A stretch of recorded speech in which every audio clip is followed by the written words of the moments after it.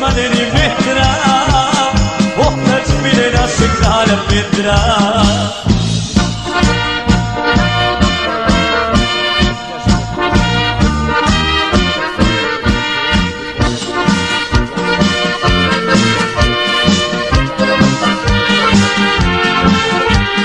Sjetit ćeš se nekad Vukovara, grada Knina i starog Mostara.